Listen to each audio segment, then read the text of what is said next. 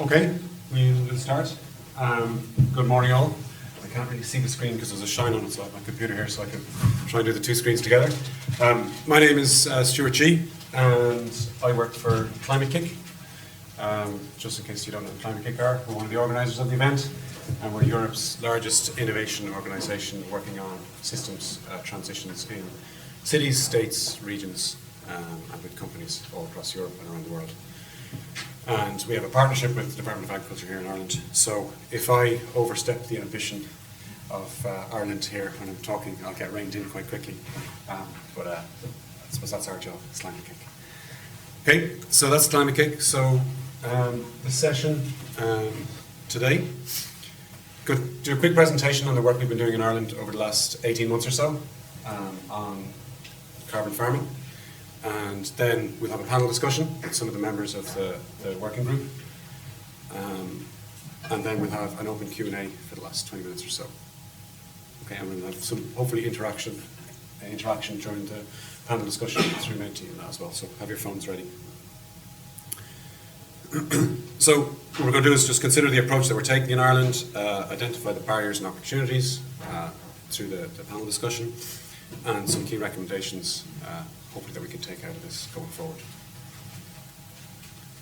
So, Ireland's challenge. So, some of the people in the room I know will be very familiar with this, others maybe a bit less so. So just to say, what we're really talking about here is something very context specific. That's where we started with in Ireland. And just to give you a little bit of a flavour of the Irish context. So we have about 133,000 farmers.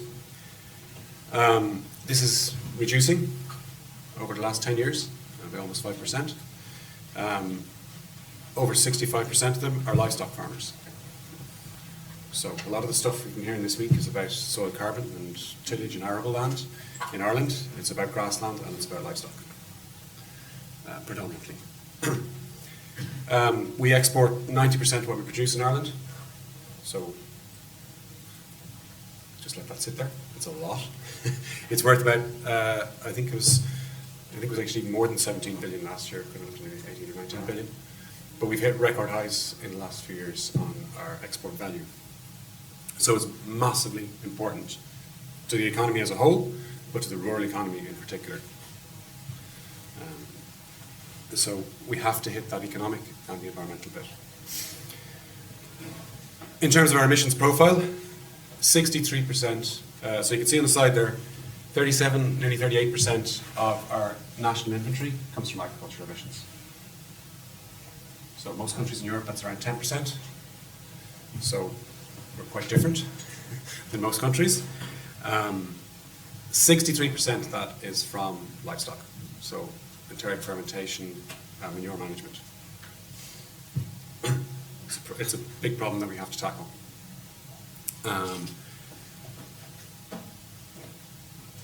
We have a grass-based system. You'll hear everybody talking about it. Eating your cream there on your scones coming from our grass-based dairy system, no doubt.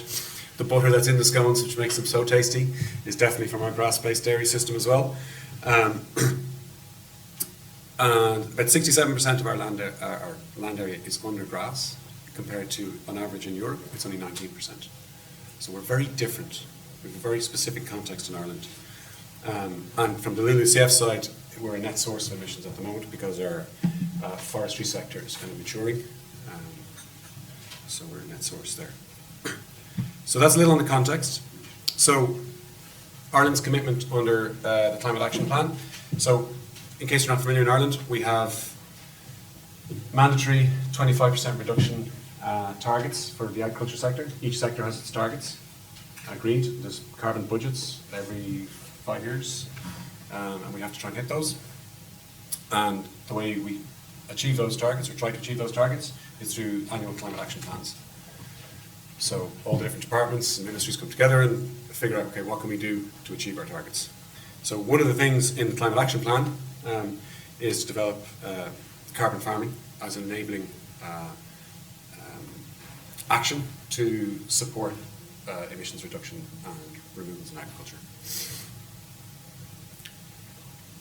Sorry, am I still in the... Sorry, go on to the next one. So why do we need a framework? So So we have this one here. In June 2023, we hosted a small workshop with some key kind of stakeholders. And said, why do we need a framework in the first place? Or why do we need to do carbon farming in Ireland? And these were the main reasons that came out of that. So, decarbonise the agriculture sector, fairly straightforward, and achieve our national targets. Protect the environment, looking at financial diversification for farmers, so income for farmers, to move towards a sustainable food system. So Ireland's agri-food strategy to 2030 is, like, its overall ambition is to make Ireland a global leader in sustainable food systems by 2030. And a means of ensuring a new business model for more sustainable land use and make environmental action economically viable. So that's why we're doing it. And after that initial workshop, we set up a working group. And the members of the working group, most of them are in the room, and some will be on the stage later. So we have the Department of Agriculture, obviously, we have the Department of Environment, we have Board BIA, which is our kind of food marketing board, but they also run our sustainability scheme, certification scheme. Teagasc, who are research advisory education board for farmers. The EPA, the Environmental Protection Agency, obviously they check what we're doing and make sure we're hitting our targets. The Irish Cooperative Organising Society, so the umbrella group for all the cooperatives in Ireland. The National Economic and Social Council, ourselves, and I've mentioned the Department of Ag already. So the overall objective that we've agreed in Ireland is to support and enable the adoption, forgetting my two clickers here, to support and enable the adoption and scaling of management practices within primary production that will result in Ireland achieving its climate, biodiversity and water quality targets by the end of 2030 and being on track towards its 2050 targets.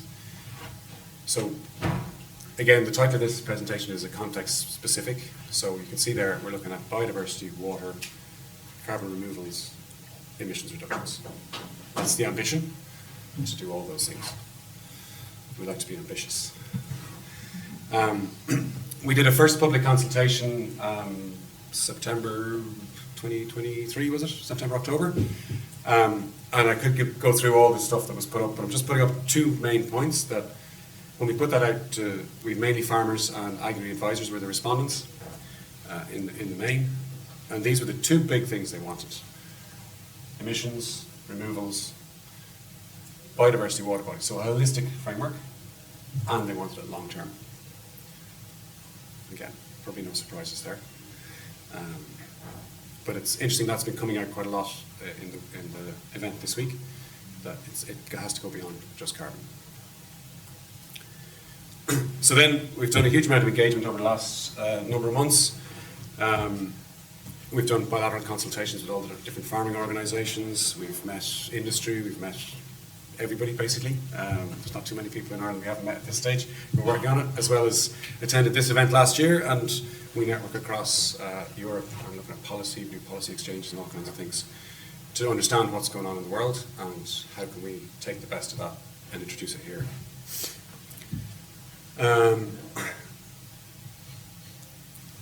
Sorry, I keep forgetting to click on these ones, sorry.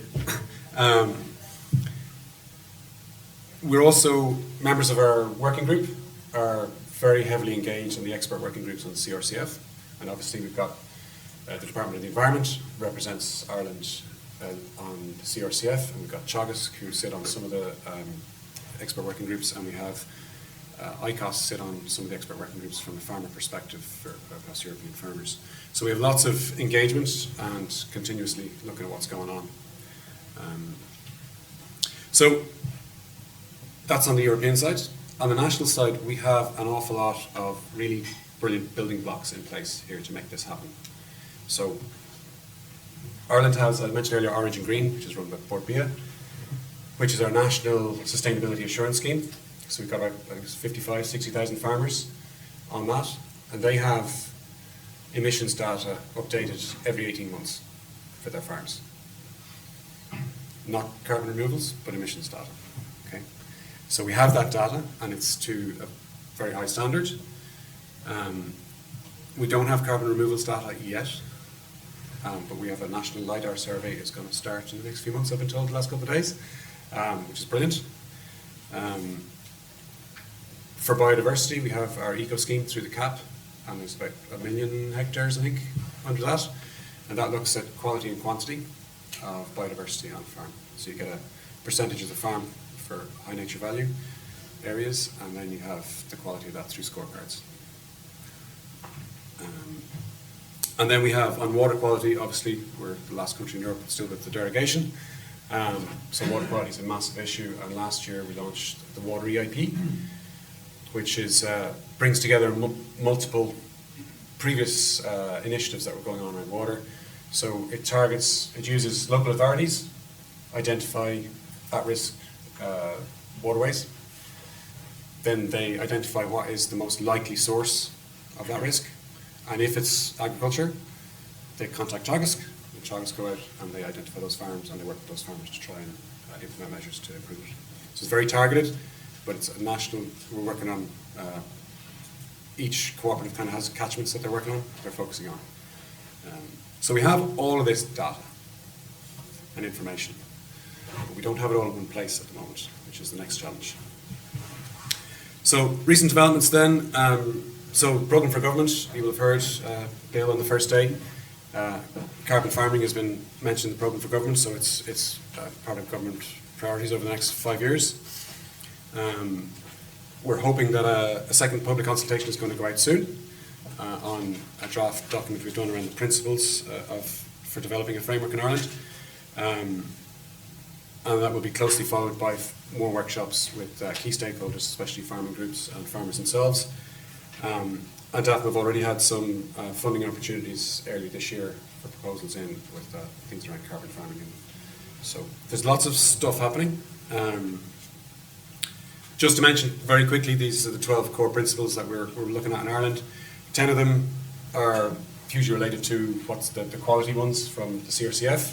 Just listing them out here maybe in a bit more detail. Oh, sorry. I'm terrible. Thank you, Liam. So they're basically, we've kind of taken them from the ICDCM, the 10 principles in that document, but we've adapted them for biodiversity and water quality a little bit. And we've added 2 kind of Irish-specific ones. One is around just transition. So how do we make sure we are fair in how we develop this out? And the other one is in learning by doing. So everybody who's been here all week will know there's some stuff we just don't know until we get going at it. So we need to get going at it. But we need to be flexible then to adapt and make it work. And again, that's back to the context-specific approach. So next steps, as I said, continue stakeholder engagement, refining the requirements of key stakeholders, so we'll do a little bit of that today, hopefully. Ongoing engagement, reflection and improvement, so once we get going, the learn by doing piece. Establishing farmer focus groups in particular, so we get direct feedback, two-way, both co-design and feedback on how it's working.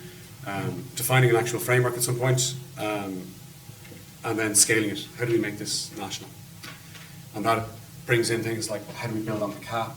How does public stack on top of, or private stack on top of public, and all that kind of stuff. But because we have such good building blocks, I wouldn't say foundations necessarily, but the building blocks are on site, we just need to start building it. And those building blocks are full of biochar and locking up carbon for decades to come. Okay, so I am going to stop. I'm not too far off. It's supposed to be 15 minutes. I think I'm doing pretty good. I'm going to invite John up, and John is going to invite up, I'll introduce John Mounsey, and he can introduce everybody else. John works for the Climate Change and Division in the Department of Agriculture, and he's going to moderate the panel discussion. If I could get that there. Oh yeah, thanks, Stewart. And it's just, is there... No, I don't need questions. You don't need that. In terms of questions coming up? Yeah. Morning, everyone. Thanks very much for attending, and we welcome anyone tuning online as well, and be very happy to have your input through Menti, something that can help us in what we're doing. So, as Stewart mentioned, thanks, Stewart, for the presentation. I'm working with the Department of Agriculture in climate change policy, with particular interest in carbon farming, and working as part of this group. So we're delighted to have some colleagues, collaborators along to have a chat on this panel discussion. So Donal, if you might like to come up, and Niamh and Bernard, to give us a bit of a representation of the working group we're involved in. And I'll ask them first maybe to introduce themselves, tell us all a little bit about what they're doing and what they've learned in the last while on carbon farming, maybe some take-home messages from the summit so far. So thanks very much. Donal, do you want to go first, maybe? Yeah, you can hear me. Yeah, okay. So I'm Donal O'Brien. I'm representing here on behalf of Teagasc, and I'm on the working group, on the national working group on carbon farming. And yeah, I work as a research officer in the environment side in Teagasc, and I've been involved, I'm involved in a number of projects around carbon farming, and I suppose working with students in that area. And yeah, I suppose what I've maybe taken from an event like this, you know, at a European level, I suppose, and from the work I've been doing here with this project led by France, I guess, is the different contexts, different situations, conditions in Europe, and how one is trying to reflect those in a European carbon farming framework, from grasslands to peatlands to forestry, from smalls, you know, part-time beef or tillage farmers to your larger, you know, full-time dairy farmers, and I guess the challenges around that and the questions that has, I suppose, generated in the last few days. So that's what I've taken from the conference. Yeah. Thanks, Donal. And somebody who collaborates with you, Anis from the Livestock Institute in France. So we're delighted to have you. Do you want to talk about what you do? Hi everyone. I'm Anaïs Lot from the French Livestock Institute. I work at the Climate Department and especially on European projects. And I can say that I wear three hats because we, at the French Livestock Institute, we developed a carbon audit tools.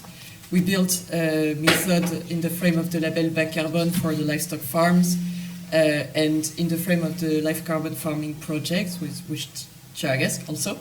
I work as a project developer to involve farmers in carbon certification processes.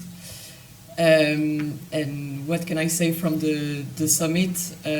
I think an issue that has been raised quite a number of times is the clarifications needed for the buyers of carbon credits and the different types of fundings that can help to support farmers. So in offsetting public fundings, I'm still looking for the answers, but I'm glad that the question has been raised and that has been heard by the European Commission. So I hope we will have answers in the coming months. Yeah, thanks, Anis. Yeah, certainly it's becoming a bit clearer for us the need for the likes of blending finance to make things happen going forward. So next we'll have a colleague, Bernard Harris, you know, who works in our division and is also farming background as well. Thanks, Bernard. Yeah, thanks, John. Bernard Harris. I work in Climate Change and Bioenergy Division in the Department of Agriculture, or the Ministry of Agriculture within Ireland. I suppose my role here is to facilitate the development of policy to guide this whole new area around carbon farming.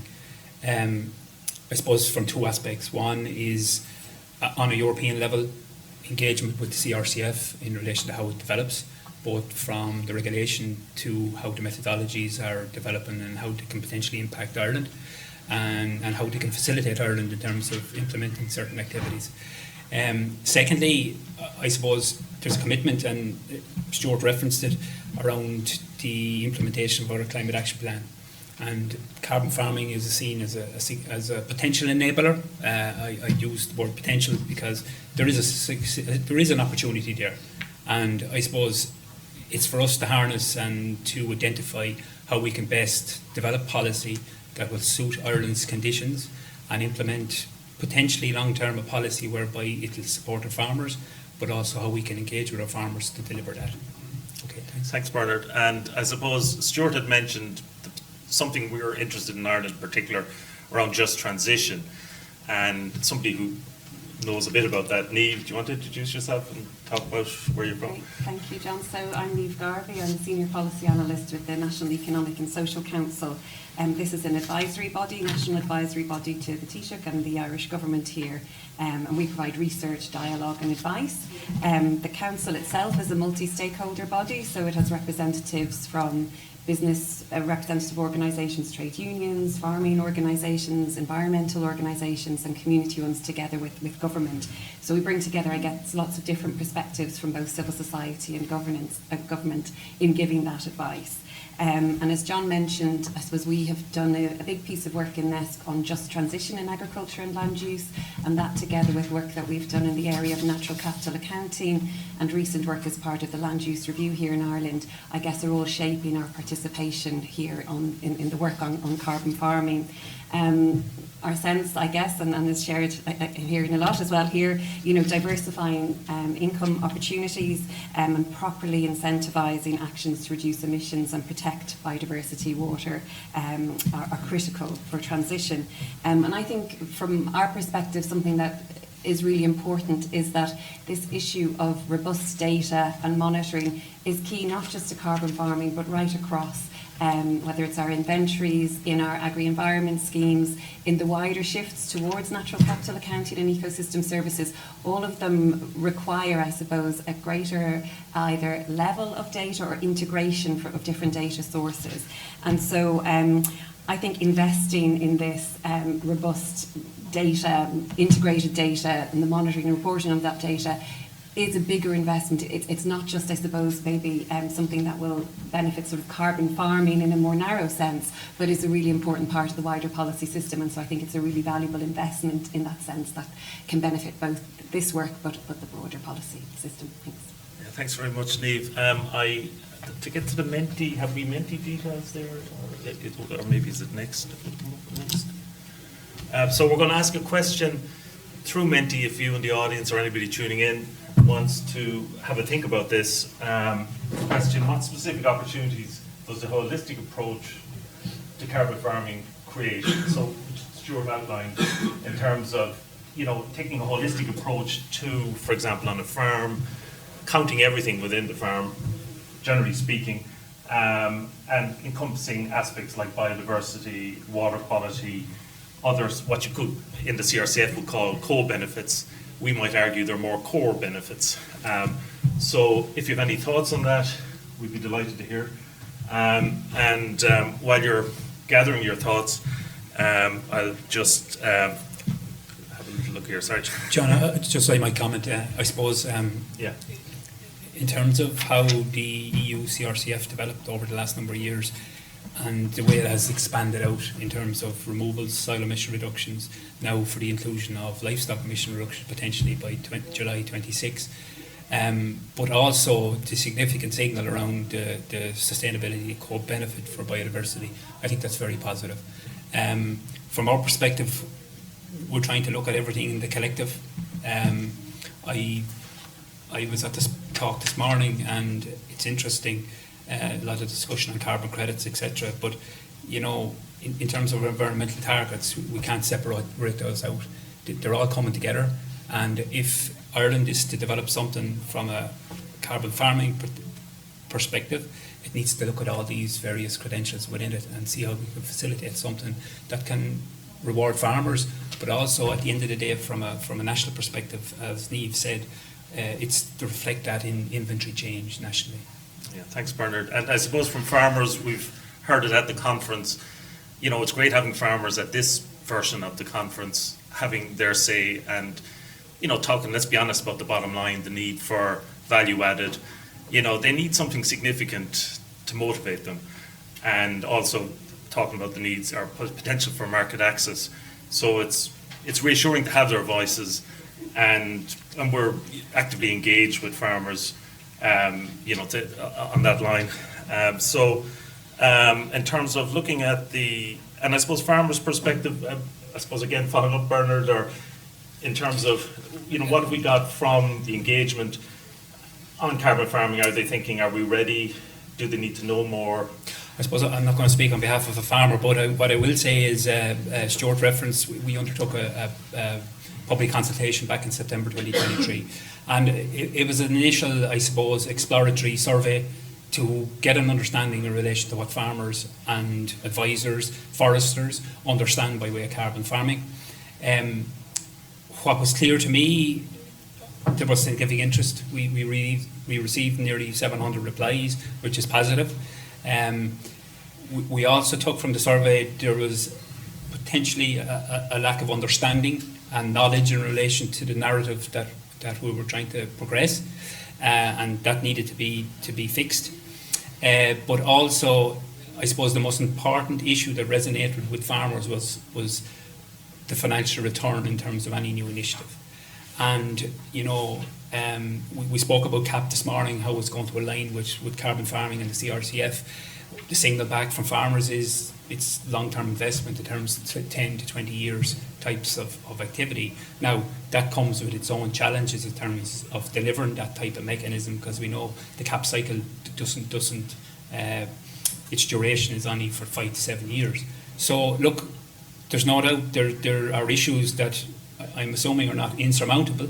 However, there's a lot of alignment needed in terms of addressing the issues to I suppose, satisfy the farmer needs, Thanks, Bernard. And I suppose we might pick your brains, Anis, from the French experience with the Label Basse Carbone experience and the work you're doing with Donald in terms of engaging with farmers across Europe and France.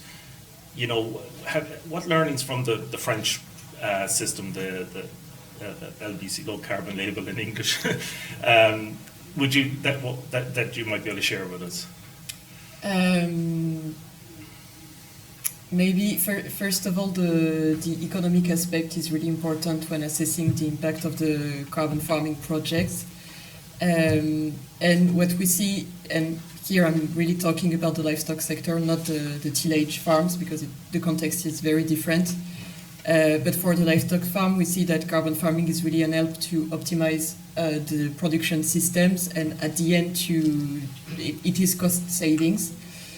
And by seeing this, there is a risk, and for example, the European Commission talked about the additionality, and if with a partial budget we can assess if the project is additional or not, but we never talked about the risk taken and try to put a figure on the risk taken by the farmers. So it's what we try to do in the live carbon farming project is trying to assess, depending on the targets you have and if they are ambitious or not.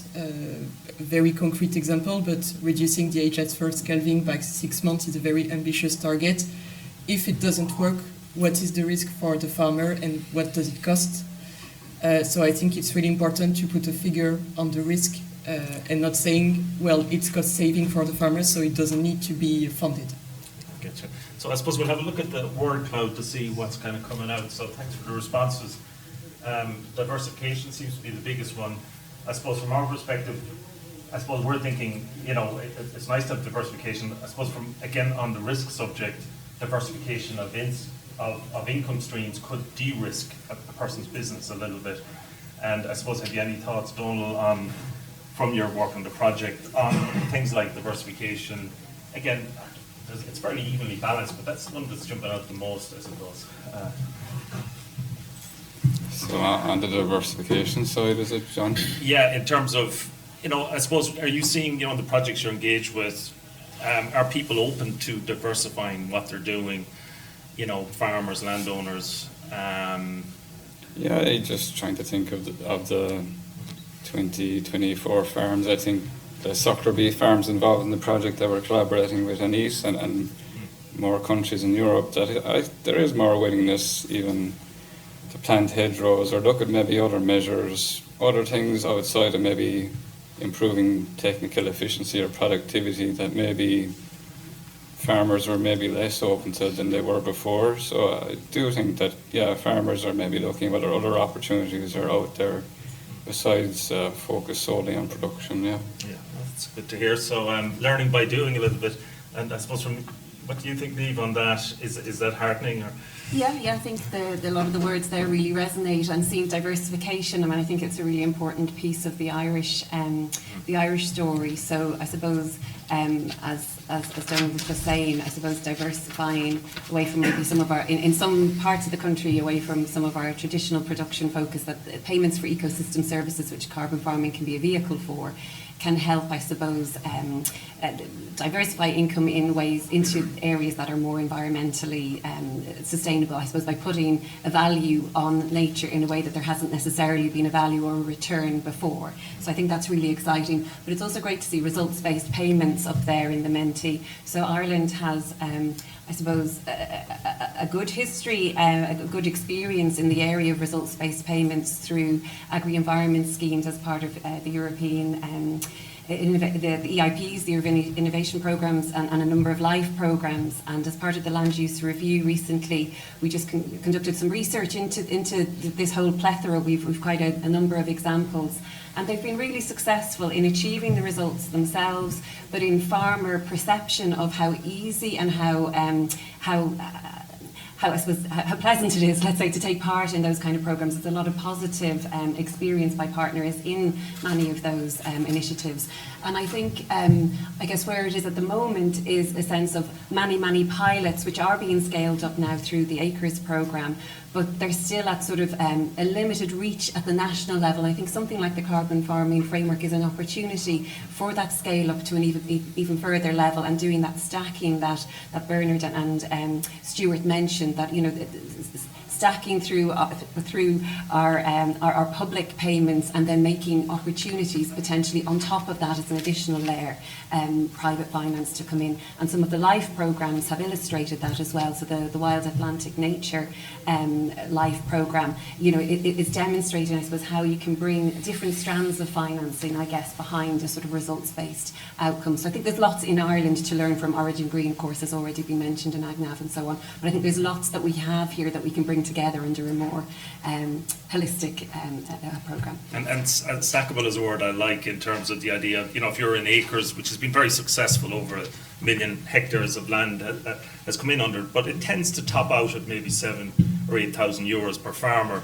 But if this can be compatible and stackable on top of that, for example, farmers will start to get interested rather than compete with it. So we move on to the next question from Menti.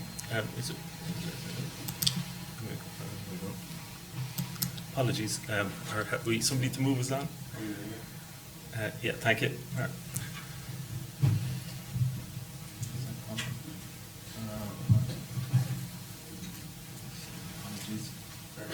Yeah, thanks very much. Yeah, the next question, thanks, Mark, is about talking about the barriers. What do you think of as the barriers to bringing large-scale adoption of the approach we're talking about? So as Niamh has mentioned, we have a lot of projects, great people involved in projects, collaborating around Europe and elsewhere, but how do we bring this to bigger scale, and what are the challenges to it? So if we can hopefully bring it up.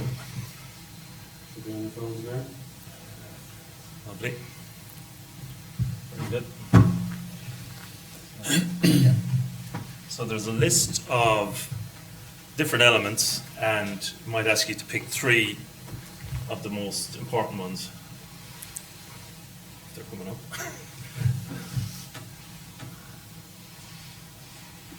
Oh, you probably have access on your phones, apologies. So just to list them out as data management, advisory, extension services, farmer, landowner apathy, unsupported policies, unclear market demand, you know, who's going to buy and how much will they pay, unclear, inconsistent communication, transparent governance, cost of MRV, clarity on rules and regulations, especially on ownership of outcomes, too bureaucratic, the question of additionality versus maintenance, and other you might specify.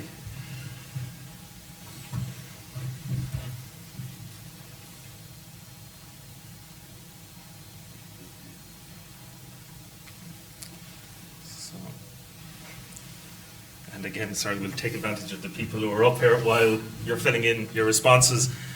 Sorry to be pestering you, Niamh, but talk about your work in DECC. You know, how have you found it engaging with farmers around the country and rural communities in this space? Thank you. So as I said, the council itself has, let's say, representatives from the big farming organisations as well as the other stakeholders I mentioned. But as part of our Just Transition in Agriculture and land use work, I suppose we engaged the members of the council, but we also did a lot of engagement directly with farmers around the country also, really to understand this issue of barriers, opportunities, perceptions around meeting our climate and other environmental goals in the area of agriculture and land use. And we found it inspiring, actually. So there has been, I guess, a degree of frustration, a sense of being under attack. That's certainly something that farmers have been experiencing.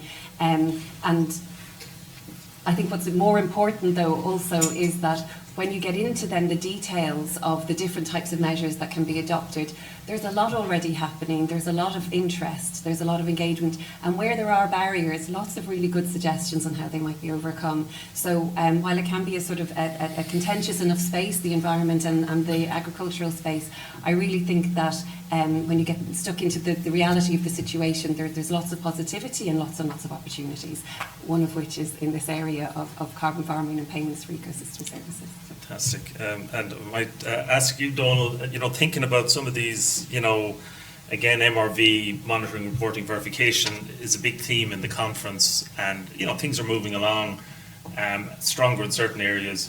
But, do you have any thoughts on, are these an enabling factor, what's being developed, or could be a hindrance to what we're trying to develop? Is it confusing for farmers? Any thoughts? Yeah, I guess maybe a short answer is probably a bit of both. So I guess I see MRV tools like AgNav as enablers, that farmers that are interested want to know about this, they can use them types of tools. So just for those who are not familiar with AgNav, it's a digital sustainability platform that's being co-developed by Teagasc, the Irish Cattle Breeding Federation, and Borbia, and with the support of the Department of Agriculture as well.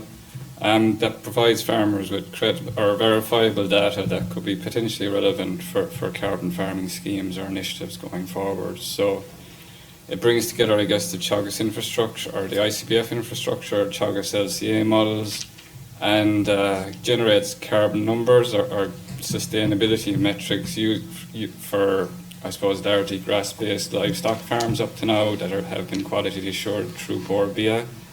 But it's also bringing in more systems now over time, like tillage farms and sheep and pigs potentially as well. So I suppose farmers can use this tool to see how they're doing in terms of their, I suppose, green KPIs. If they're, want to seek the information or need information, they can make their own plan or action plan within the tool, and then they can monitor or see progress over time. And I guess it's still quite a new tool, so we're still working on it, and it's learning by doing, like Bernard said. So I'm sure we'll develop it over time as well. And I guess maybe one obvious fear is that maybe farmers might see this tool as some way of, checking what they're doing or potentially regulating what they're doing. So that, they might have concerns around that side of things, or maybe other things might be that it could be used in some sort of a bonus scheme, where there can be sometimes issues with some farmers maybe feeling a bit aggrieved that why aren't they getting the bonus, or somebody getting a bonus that's actually, I should be getting. Or I think there are potential risks with those types of tools that could be, a barrier. Yeah, the Holy Grail, excellent talks this morning, talking about the importance of data, and that struck me that these events, that we have a great data resource in Ireland, but how to manage it, how to make it all interoperable, and if it would be great if you could collect it once, and if that data could be used for CAP, could be used for national inventories, could be used, that the farmer on his decision support tool like AgNav might be able to see the menu of options that he could take or she could take, and help that inform their choices. Being mindful this is all voluntary. So I suppose we'll have a look at just I might come in there, John, before you go into that. And I know it's not one of the bigger bars, but the data piece in terms of integration at a practical level, we're dealing with it every day, because as a department we have the most data sources available to us of all farmer metrics. Is a massive challenge. there are, I won't say barriers, there are safeguards there in place in terms of GDPR, data sharing requirements, data sharing agreements need to be put in place, legal agreements need to be put in place, and they do bring their own challenges. So at a practical level, while in theory, yes, and as a department, we've supported Teagasc, ICBF and Borbia to deliver this initiative on a national level. It does bring its own challenges. I do think, though, our approach has brought together at least an understanding by farmers that this is one area they can go to get a single number, to get a single benchmark in terms of how they're performing. And as Donald said, the functionality of it has been reviewed on an ongoing basis. The carbon removals piece has been considered, and also the inclusion of the whole life cycle analysis for tillage and the functionality for tillage, I think, is a positive step in terms of guiding where we need to get to in the long term, you know. Yeah, thanks, Bernard. So yeah, some of the stronger ones around ahead is clarity on rules and regulations. You know, even ourselves in policy are struggling to gain clarity sometimes. And there's so much coming at us at the moment. You know, in the European context, they talk about simplification, but it seems like anything but in some ways. And in terms of also looking at the whole communication side, you know, again, how we support these policies, I suppose it's talking about the capacity in a country to communicate this. And I mean, if you have any thoughts, maybe I'll put it to you, Anise, in terms of, you know, in the French context, I suppose in Ireland, a very important role already under pressure are farm advisors, but they're very engaged in this process. But the capacity, have we enough of them to take this, add this on top of their existing workloads to reach out to farmers, landowners, foresters? So, you know, on that side, how do you find in the French context that advisory side communicating to, you know, stakeholders these new policies, these new opportunities? Any thoughts on it? Sorry. It's very different depending on the organizations, depending on the chambers of agriculture, the cooperatives, the dairy control. But definitely it's difficult to get advisors trained to a holistic approach. Most of the time they are specialized in tillage or in livestock management. But in carbon farming, it's really important to have a broad vision of the whole farm. And it also leads to an issue on the quality of the data that are input in the tools. So yes, we are at the moment we are questioning the way we train the advisors, if we need to do more trainings or differently, because yes, there are some we need to do more on this side. I hope what we do in the European projects, and on Tuesday I was mentioning a knowledge repository common to all the European countries with a lot of content in it, can be an help for the advisors. Projects like Climate Smart Advisors that are really focused on capacity building and how to support the advisors in the way of accompanying the farmers. So yes, that's what I can say. Fantastic, thanks. We might try the next Menti question, if we could move on to it. Thanks very much. So this question, again, looking at priorities from a national carbon framework, and looking at it through the lens of different stakeholder groups. So the first one, farmers. Sorry, it's not popping up on the screen. Second group, primary processors. Then we've secondary, tertiary processors. So the primary, I presume, would be the likes of your Cooperative, meat factory. Secondary, tertiary processors, further adding value, maybe buyers down the line, your Mars or your Nestle's. Investors, public, private, and then society, including local communities. So I suppose, yeah, maybe have a think of each of the stakeholder groups. So if we start with farmers, you know, what are their priorities?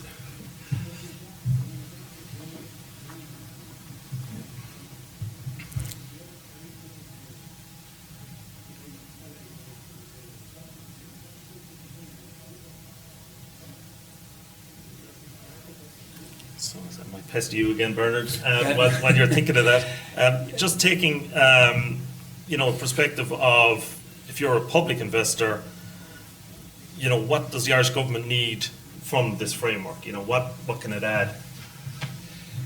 Look, I think from our discussions with industry and private investors, I think confidence is the big one that's coming through. Yeah. About a confidence to invest, confidence to trust the system that's going to be developed, to ensure that whatever is delivered has the integrity to stand up to any potential scrutiny, whether it be greenwashing or any, untoward claims.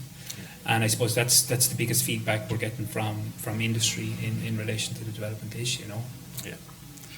Yeah, and that already, you can see on the Menti already, things like clarity, transparency, simple, sometimes you can't make things totally simple, but the idea of something that you can relate to, I suppose that's in your language, that you can, there's lots of controversies about different words for different things, I won't even mention them, that you need to speak the language of the stakeholders.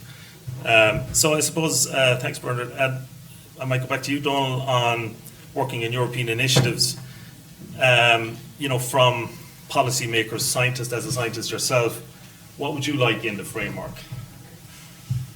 Oh yeah, I suppose obviously you'd like to have very good rewards or incentives for the farmers, I suppose, to be granted through the framework, but that would be just from my own perspective maybe, but maybe from your perspective or the policy side, I guess maybe Bernard said about encouraging people or encouraging your primary producers to adopt the actions or practices to reduce their emissions or to sequester carbon with the overall goal then of contributing to the mitigation of climate change.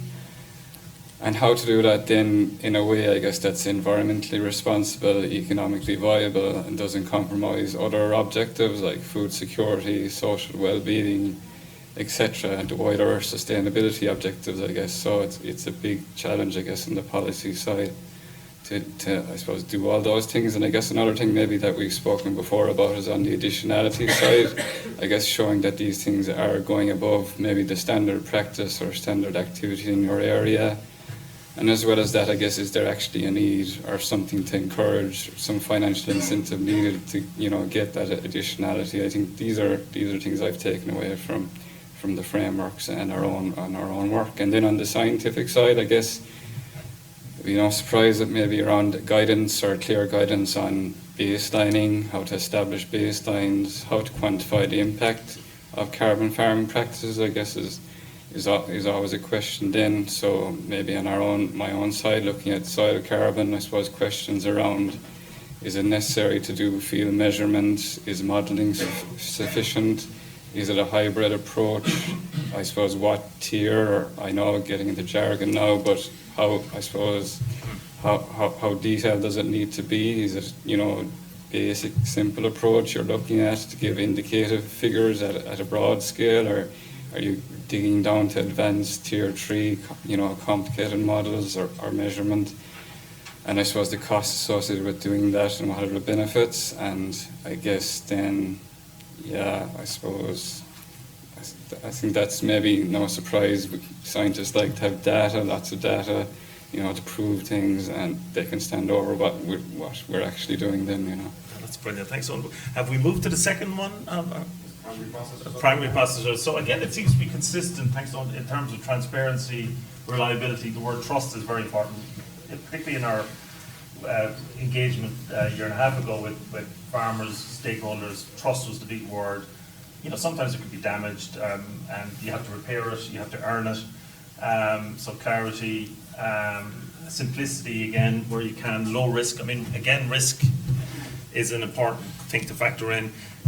So looking at from the processors, it's fairly consistent from the farmer's perspective.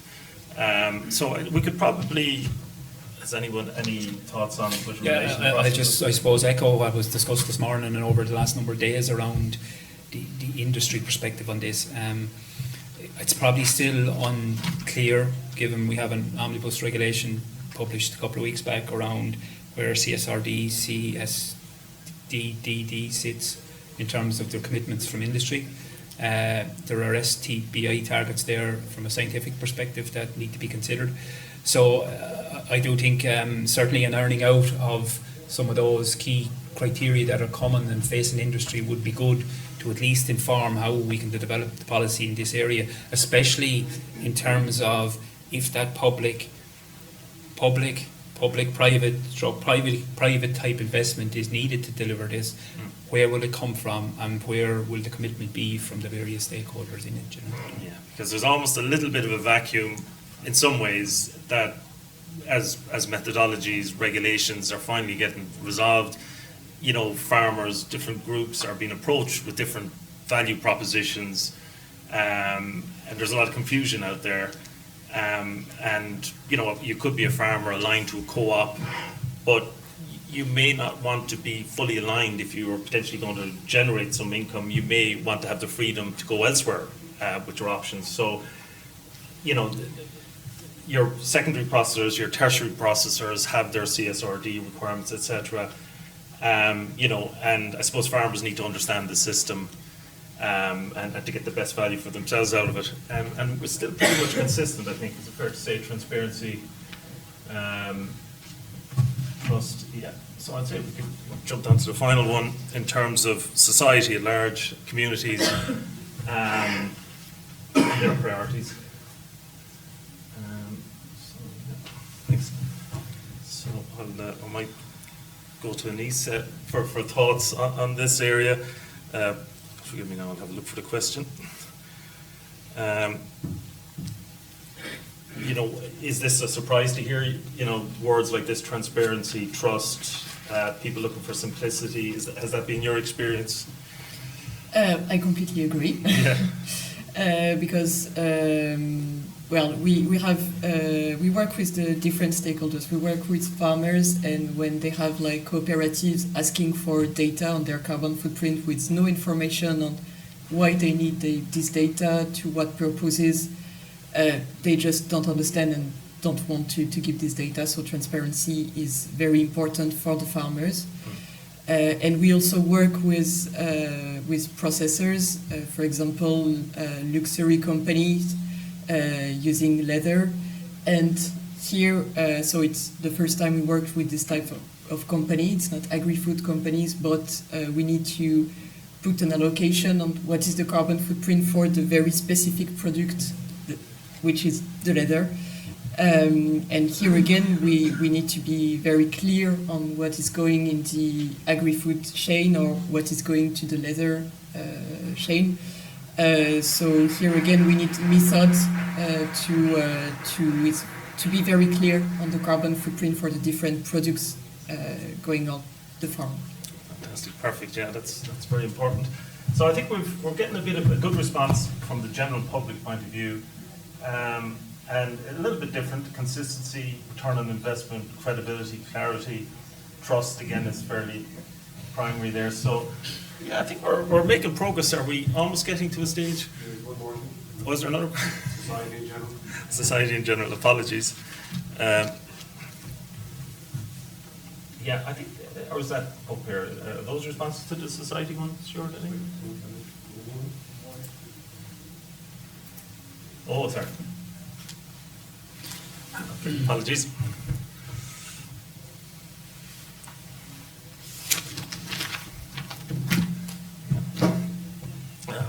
While we're waiting on responses, anyone want to throw a quick comment, a burning comment you might have from the room before we get on to the panel discussion in a few minutes?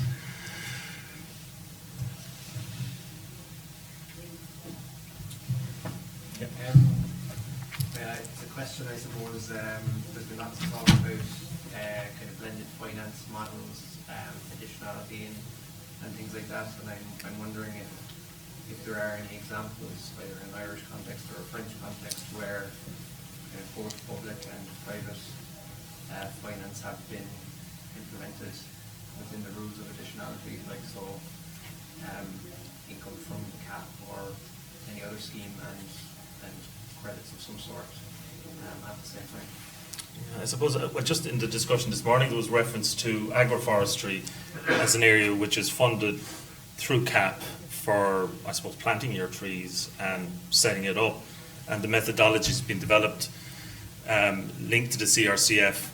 You know, one of the methodologies allows the claiming of credits from carbon sequestered by those trees, and additionality. You know, so it's been, you know, rubber stamped, it seems, through the expert groups. You know, well, it's not there yet, but it seems open to that. Yes, the trees were already planted maybe 2 years ago, but if a scheme is up and running, any new carbon sequestration by those trees, you know, is being developed. So I know some people might argue on the additionality, but that's looking like it's going to be in place. I mean, have anyone else other thoughts of schemes? France, Ireland? In the label by carbon, it's possible to get money from the CAP for agroforestry and by planting trees and getting carbon credits for it.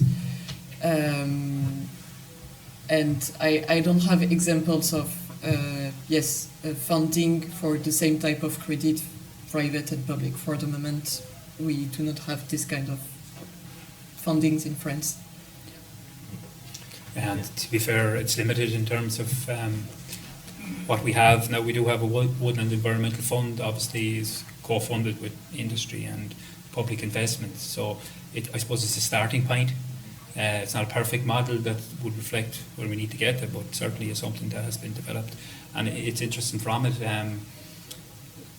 The uptake to date has been low. There are colleagues here who might want to comment, but essentially it's an initiative been developed, and yeah, it's hard to decipher why, I suppose, the interest hasn't been there in terms of the uptake, you know. Yeah, thanks very much. Do you have any comment on that, Shane, maybe on the WAF or thoughts? Maybe just more general question. Or William, sorry. Yeah, just more general question. Just wondering what your thoughts were. Is there a symmetry between the rewarding mechanisms for the carbon sequestration? How does that tie in with the country's commitments with regards to major restoration commitments that we've made? Just wonder what your thoughts are. Is there a symmetry where both could merge? I might put it to the panel. Does anyone want to take that one? Yeah, look, I suppose there's interlinkages with them all. In terms of the NRL, the commitments under the NRL is to deliver through primarily state land. But obviously it will go towards our national inventory.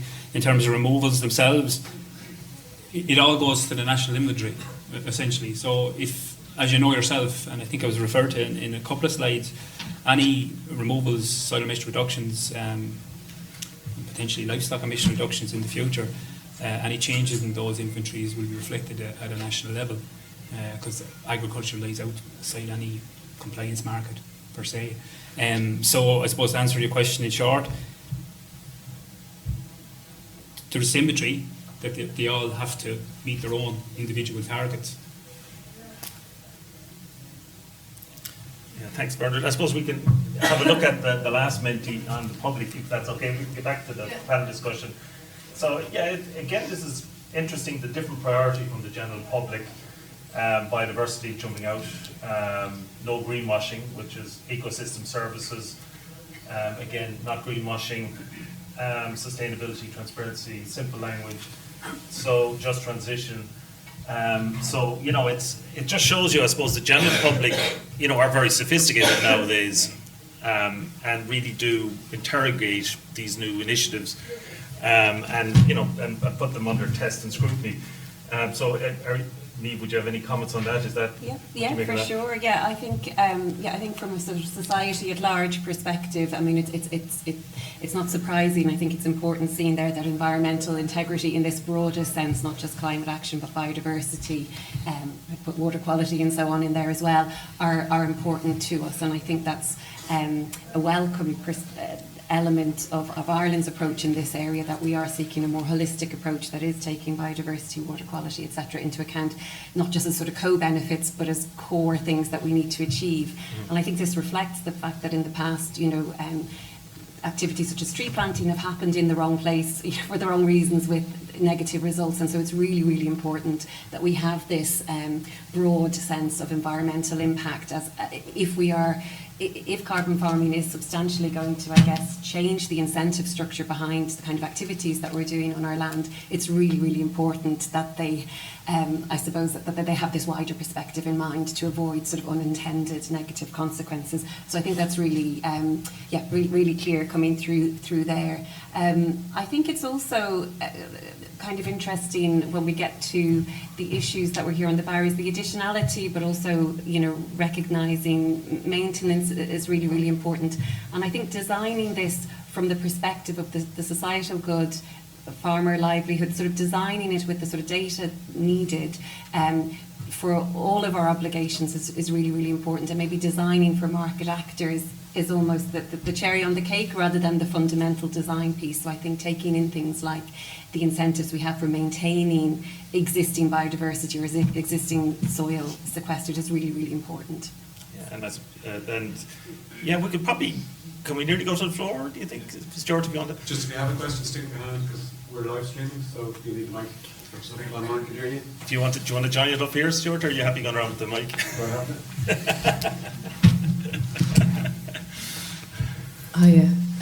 So thanks for the discussion, and it's obviously hugely challenging to drive change and bring people along with you on the journey. And I suppose my sort of thought to the floor and to the panel, it's a question, but it's also a discussion point in general. How do we integrate the targets across these related elements? And Stewart will be rolling his eyes to heaven because she's at it again. It's in terms of, climate, we have targets around climate, water quality, and we have biodiversity, obviously. There's nobody here that I've seen from the EPA. There's nobody here from the National Parks and Wildlife Service. And yet I've direct experience of great examples where those groups are working together through LIFE projects. So through EU mechanisms, LIFE projects bring in DAFM and NPWS together, so that's the Nature Agency for Ireland, and working alongside together. And so I'm thinking about action on the ground here now, so that farmers aren't getting mixed messages, so that through the lens of these projects, these agencies are working together. And to my mind, it works. It's exhausting because when you're working on a project, you have a short perspective. So maybe it's, Bernard, in terms of your view, is there an appetite? We need to avoid mixed messages. We all have targets that we need to reach. The farmers are the ones that are being constantly looked at to deliver. What's the appetite for the different departments to actually kind of come together to work and deliver across all of these realms? And I'm sure it's the same across EU member states. So I'm not just singling out, but just that I'm aware. So what is the appetite, and how do we get this off the ground so that we can actually start to deliver and we can work together better? Look, in terms of agency and department engagement, I suppose that is happening. In a collective, I suppose I'll refer to two primary areas around climate and water at the moment, and the biodiversity functionality will come, but only recently Dairy Gold, or one of the big processors in Ireland, have now rolled out an advisory programme to other farmers, which includes both climate and water in terms of the key messages. Biodiversity will come, but it hasn't been there yet. Obviously, defining the metrics in terms of biodiversity can at times be a challenge to get a clear set of objectives that everyone works with, but there's no doubt it can be worked on. In terms of government and across departments, as I said, look, there's significant interactions across water in various forums, climate across various forums, and also biodiversity. I don't work in the biodiversity area, but look, I'm with yourself and other colleagues within the Land and Nature Division, that is happening. In terms of action on the ground, look, what we see and the learnings from, for example, the programme I mentioned around dairy gold, it's very much action driven. The feet need to get on the ground of the advisor, advising change, advising what needs to be done in terms of climate and the improvement of water quality. And I'm sure it would be the same for biodiversity. Encompassing that within carbon farming, I do think there is a different skill set needed as well. An upgrade of skill set is needed for both the advisor and potentially the farmer in the long and short term, and that does, as an action, need to be worked on. I would say it's a work in progress. It's probably not working at the pace you'd probably like, but it is definitely something that is progressing. You know. So I wonder, is the key element maybe where all of this could really work? The linchpin is the farm advisor. So the farm advisor needs to have the view of the farmer, the outcome, and to deliver. And I suppose that is a pinch point as well as a linchpin, isn't it, really? Yeah, and look, it's back to our public consultation in September 2023. The advisor, I think there was over 250 advisors put in a response to that.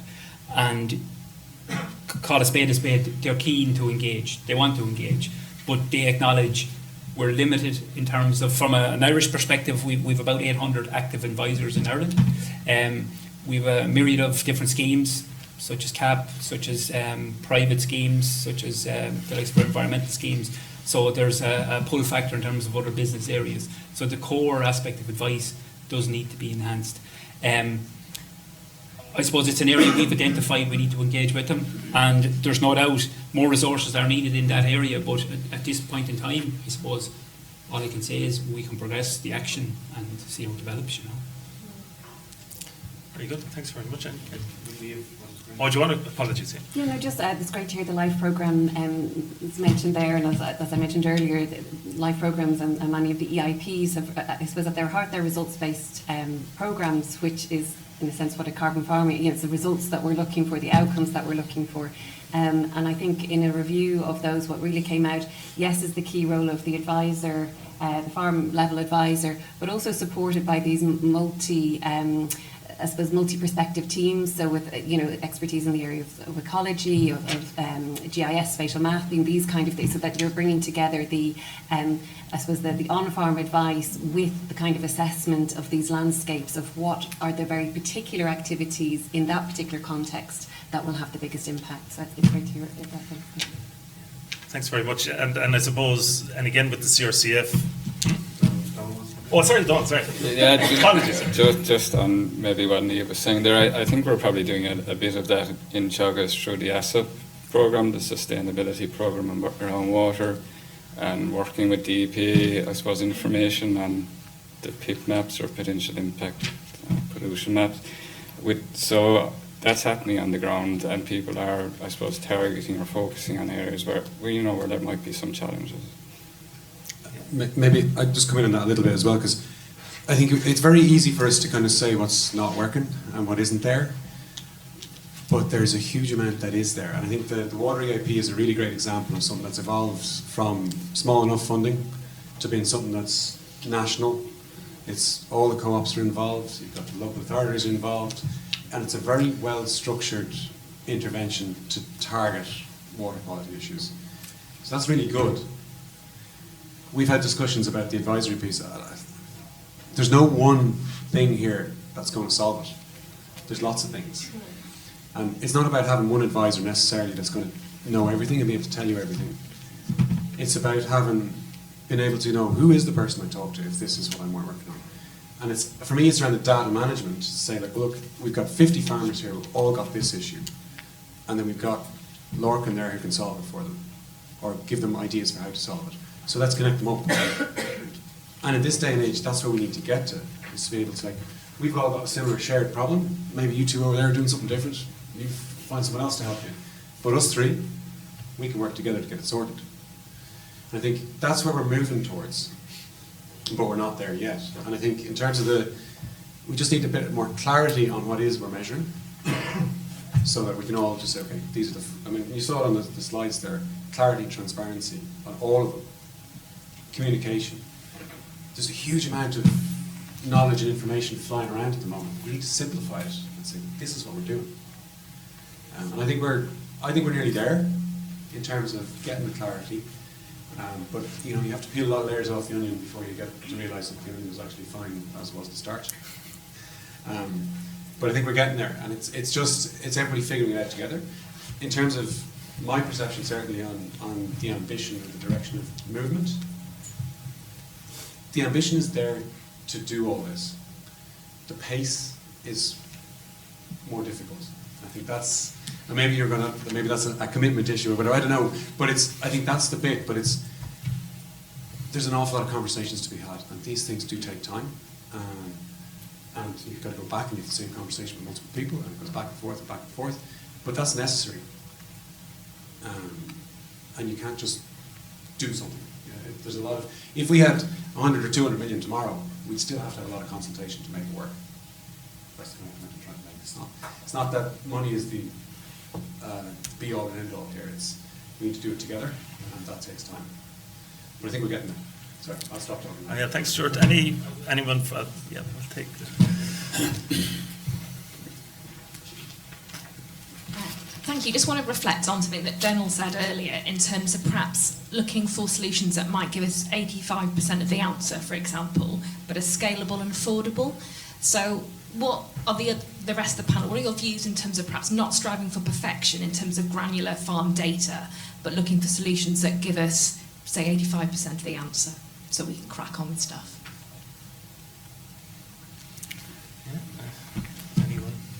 Look, I could start. Maybe the scientists in the room might be better to answer it, but I suppose, look, once there's confidence in the technique and the methodology that it can be delivered, I'm sure we'd be satisfied that the accuracy is okay to and if the market is willing to pay for that level of accuracy, then look, we'd have confidence that it should be okay. I suppose the question I would have, and it was always a concern of us when we started this discussion up to 18 months ago, was if it's going to cost more to verify something than what it's going to return to the farmer, essentially the farmer's not going to sign up to whatever he's been offered, So we're very conscious of that cost squeeze piece, and whatever needs to be delivered, it needs to be cost efficient, and it needs to be returned, whoever the investor is and the farmer who's going to get the output from it, Very good. Okay. Any more questions?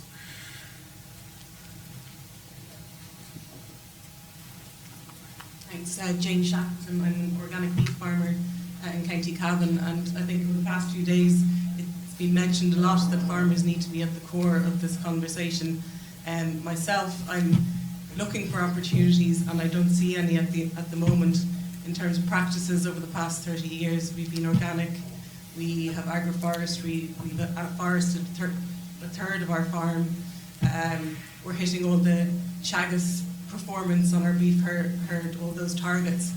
In terms of going forward, I would classify a lot of organic farmers as these pioneers, these innovators. How are we going to be represented going forward in terms of baselines, and are we going to just be totally disengaged with the whole process? Yeah, thanks for that. Look, I think the same issue was raised yesterday at a plenary around, and I think it was Carl Richard raised it around how are we going to deal with the early adopters such as yourself, who are already at a space where you would think everybody else needs to be with. And unfortunately, from the Commission's perspective, we didn't, or the crowd at least didn't get a satisfactory answer. I suppose from our perspective, in relation to what it's being considered that we should develop, if we can inclusively include the biodiversity piece, the water piece, if we can develop a mechanism whereby we can broaden out what we want to develop to add value to that, maybe or potentially there could be an opportunity there to look after that maintenance piece. But I can't give you any comfort in terms of how we're going to deal with it today, but certainly it has been raised with the Commission yesterday at the plenary, and we'll be raising it ourselves and have raised it in the past ourselves in terms of that maintenance piece. Interestingly, in terms of the CSP and where Ireland sit within it, and I suppose it's to give clarity, and it's probably a question more for the Commission, actions under the CSP in terms of how they can be matched with private funding does need to be clarified. and how the private piece can intersect with a public sector fund such as an organic scheme. You know, in the short term, it's something that will have to be dealt with. But unfortunately today I can't answer that question, you know.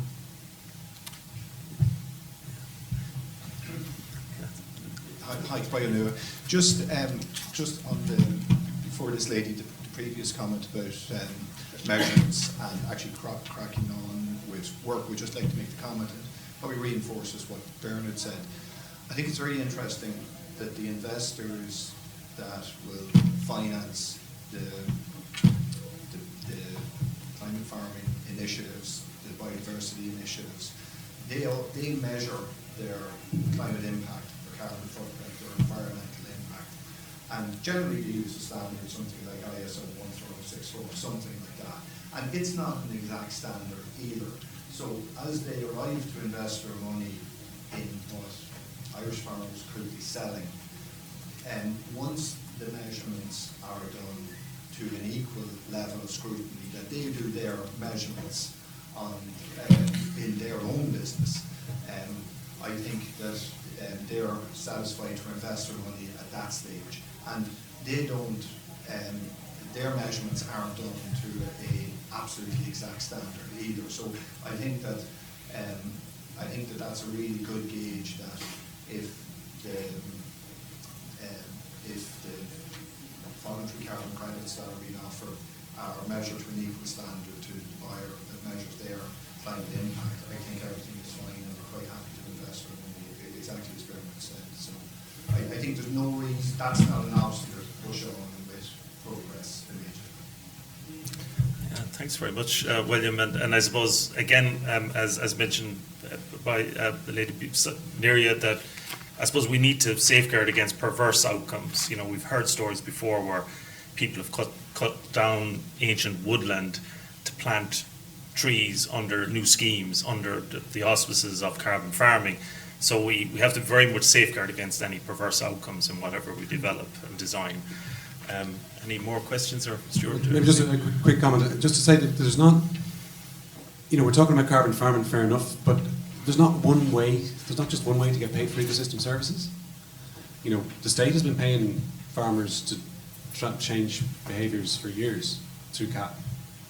You know, now maybe you can question how successful it's been and all that, but it's there. You have processors who are paying sustainability bonuses for milk at the moment in particular. We've got some paying for beef.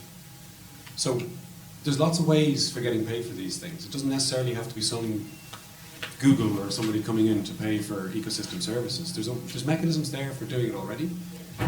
Is society willing to pay a premium for a carbon neutral product or a sustainable product? Yet to be seen. Some of society, I'm sure, is, but is that for our 90% of our products going overseas? Can we get that? You know, we've got Board B. I mean, they're good at selling stuff. So I think it's not. Don't get tied up on there's one way of making an income from this. There's other ways, but for me, the core bit, if we know what we're measuring, we know what sustainability is, we've got good data, that data can be monetized. It could be monetized through green loans, green insurance, loads of things. That may not, for an individual farmer, add up to huge amounts, but across the agri-food sector, it could be billions a year in small percentage change in interest rates. So there's lots of things. Like we've had Friesland Campina to talk to us this week several times, and we had them in Ireland a few months back. You know, Dutch dairy farmers are very highly leveraged, but they were able to offer green loans based on good data.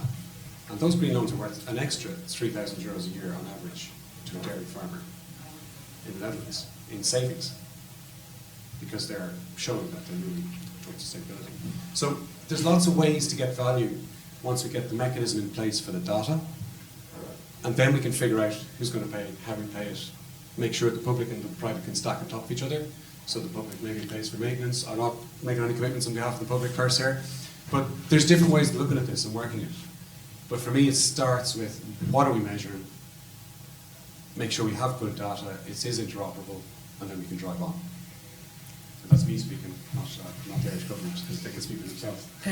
Maybe just concerning the data, and the accuracy of the data. Maybe I can give the example of the method developed for the tillage farms in the frame of the label Bas Carbone. The first method was very precise, and in fact, much more too precise.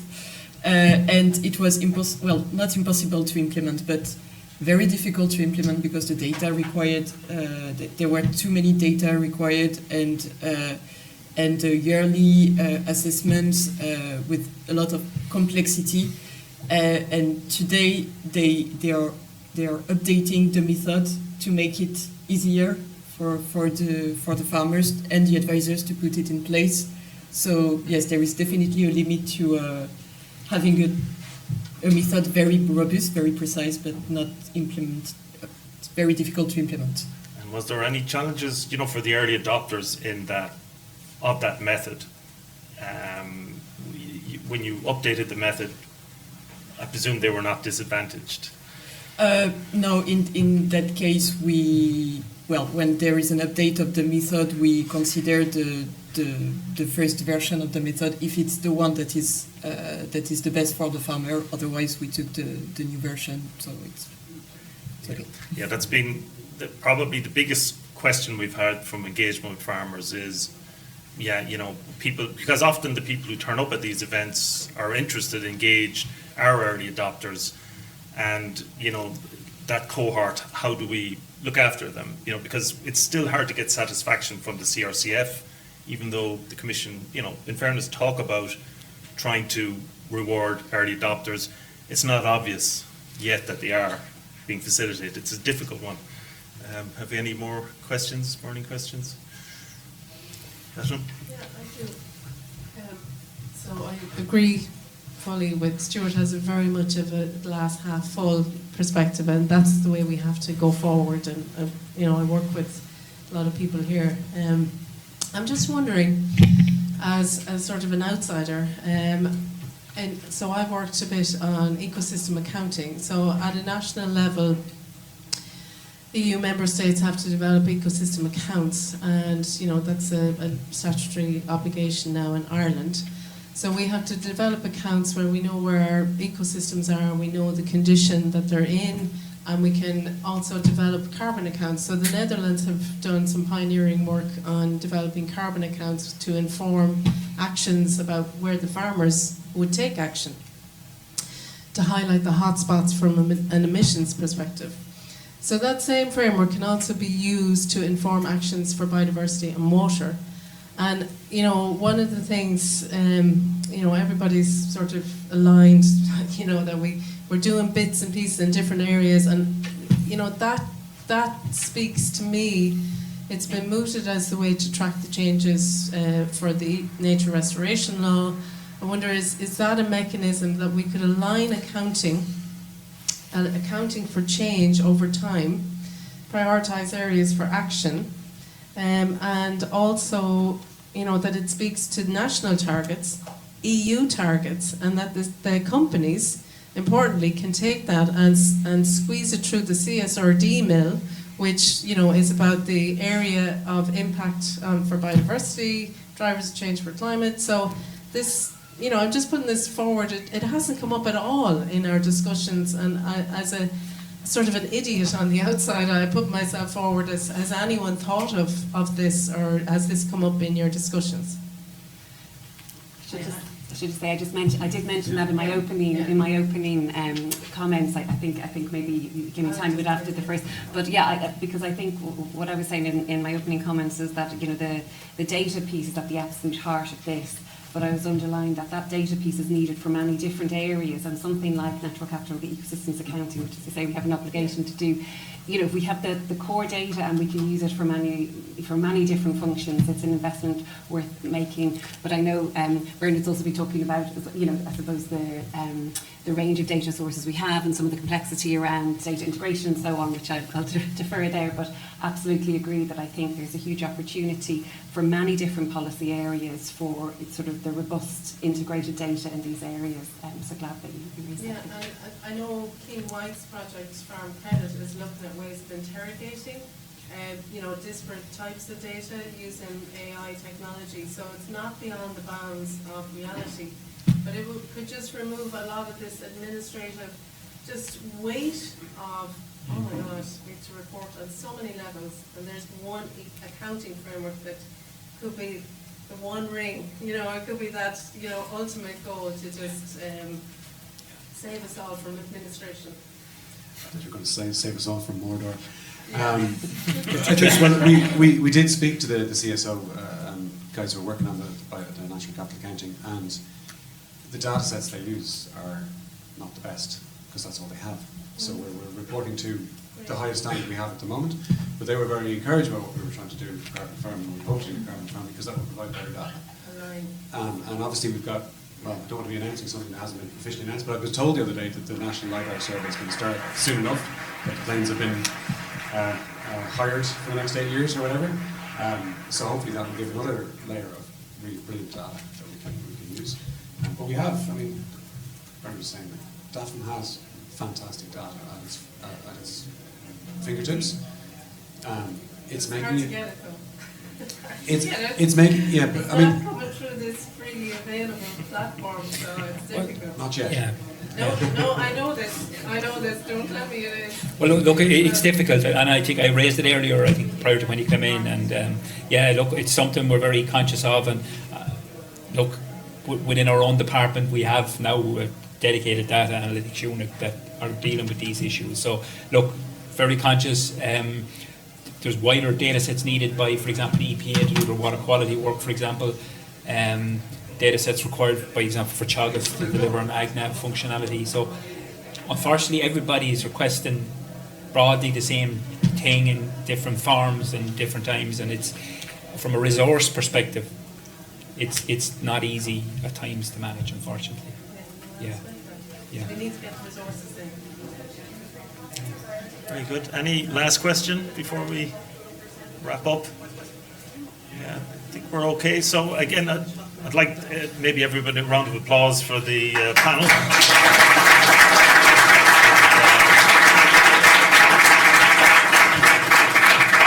Yeah, so thanks for the admin people, Martin et al, for facilitating, and thanks to you. So, and if you have any feedback, you can catch us around or get in touch with us. And thanks very much for the Menti information. Thank you.